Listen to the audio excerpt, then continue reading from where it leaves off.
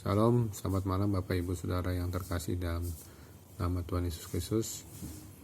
Pada malam hari ini kita akan membahas kembali tentang makna penyeberangan Laut Merah yang kemarin kita sudah bahas tentang penyeberangan Laut Merah. Sekarang maknanya. Sebelumnya kita satu dalam doa.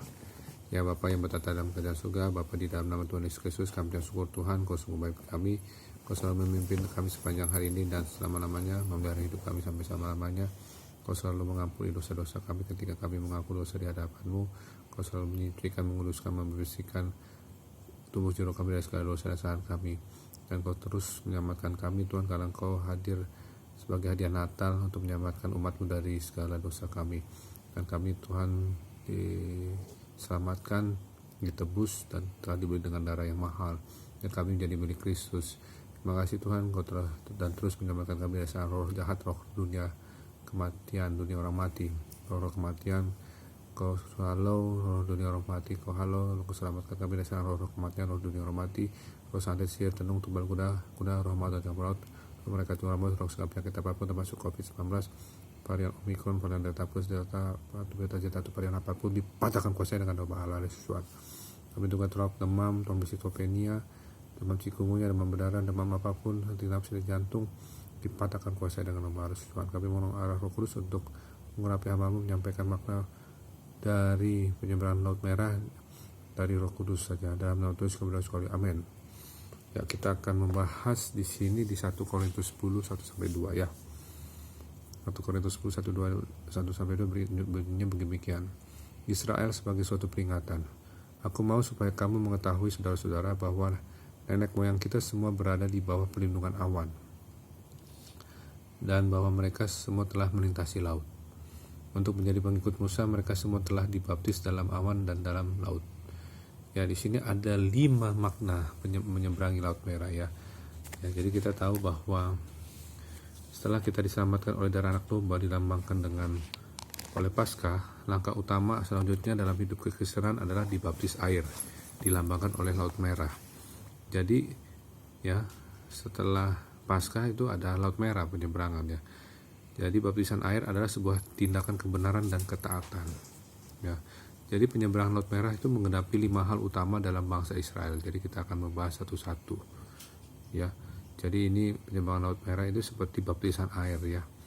Jadi penyeberangan Laut Merah itu dicatat sebagai contoh dalam hal baptisan air bagi kita. Ya. Jadi penyeberangan Laut Merah itu melambangkan baptisan air. Yang pertama maknanya adalah Laut Merah memisahkan bangsa Israel dari Mesir. Jadi Laut Merah itu memisahkan bangsa Israel dari Mesir. Artinya apa? Bahwa baptisan air itu memisahkan kita dari dunia. Mesir itu adalah lambang dunia. Jadi kalau kita masih dunia, masih tertarik orang-orang dunia yang sukanya ganti-ganti mobil atau beli tambahan mobil, beli tambah rumah, nambah mobil, kadang-kadang bisa ganti-ganti pasangan, nambah pasangan, itu yang gak benar. Itu orang-orang dunia, suka pamer, suka makanan-makanan yang mewah-mewah, ikutin perkembangan zaman yang kekinian, punya tren-tren deh. Kalau ada handphone baru suka antri uler-uleran. Ya itulah orang-orang dunia. Kerjanya ngeliat online untuk beli-beli ya, beli barang semua ditumpuk ya, semua banyak barang yang gak perlu dibeli. Nah itu orang dunia. Orang dunia itu cenderung untuk punya sifat adalah suka megah gitu ya, mewah, suka menonjolkan bahwa dia tuh orang mampu, orang kaya, orang bisa, ya orang berada, orang pintar dan sebagainya. Ya orang-orang dunia itu menunjukkan eksistensi dirinya, bahwa mereka itu sebenarnya orang yang hebat. Padahal mereka tuh orang bertuhan juga ya, maksudnya orang yang percaya sama Tuhan. Tapi orang-orang yang seperti ini biasanya orang-orang dunia ini memang orang bertuhan, percaya Tuhan, tapi cenderung untuk bukannya menolong sesama, tetapi malah membawa suatu dampak kesenjangan sosial. Jadi pamer harta, pamer pangkat ya, pamer kehebatannya, pamer pakaiannya yang dipakai, mobil, rumah dan sebagainya. Jadi berusaha untuk merendahkan orang lain ya, membuat orang lain jadi iri dan sebagainya ya. Nah itu orang dunia. Jadi orang dunia tuh trennya tuh selalu pasti HP-nya harus mahal, paling mahal, mobilnya mungkin gak mahal tapi mobilnya kekinian ya. Mungkin dia juga suka jalan-jalan ke mall ya, dengan mungkin mall itu di rumah utama. Mungkin makanannya juga harus makanan Eropa mewah gitu ya. Dan cenderung untuk supaya omongan-omongannya juga berbau-bau yang materialistis ya, kadang-kadang berbau kotor, porno ya, itu ya orang dunia itu ya. Bicara-bicara tentang hal-hal yang mungkin berhubungan dengan masalah-masalah yang jadi tren topik ya, biasanya berhubungan dengan materialistis, dan mungkin dosa juga dibahas sebagai hal-hal yang lumrah ya. Itulah orang dunia.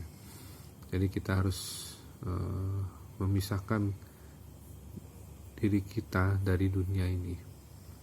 Memang tidak mudah, tapi bisa dengan kemauan untuk minta tolong Roh Kudus, oleh Roh Kudus supaya memampukan dan bisa melakukan perintah-perintah Tuhan, tidak melakukan dunia lagi ya, tidak terikat lagi dalam dunia ya, karena Allah Tuhan Yesus adalah Allah yang benar-benar mengerti akan kita ya. Makanya kita beriman kepada Tuhan Yesus supaya kita tidak terikat kepada dunia lagi, tapi terikat kepada Tuhan Yesus.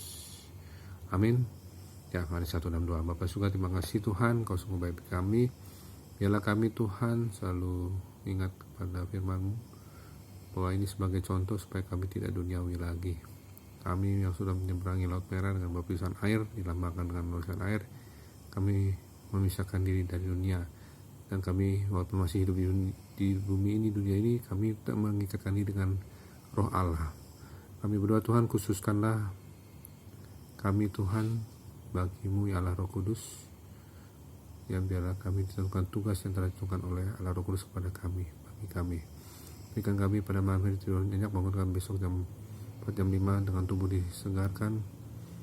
Selamat ulang tahun Tuhan Yesus ya Bapa di surga, sahabat kami, penebus kami. Kami percaya Tuhan Kau selalu menyertai kami sampai kedatangan Tuhan, rapture Tuhan. Kau akan memeteraikan dengan Roh Kudus. Kami mau Tuhan tubuh kami mengenakan yang tidak binasa, tidak dapat mati. Kami sama kayak Elia terangkat ke surga, dijemput malaikat Tuhan. Tubuh kami ini utuh dengan pakaian jubah putih kemuliaan, kekudusan, terangkap bersama-sama orang kudus-Mu, pilihan umat pilihan-Mu, dalam awan menyongsong Tuhan di angkasa, dan kami bersama-sama bersama Tuhan.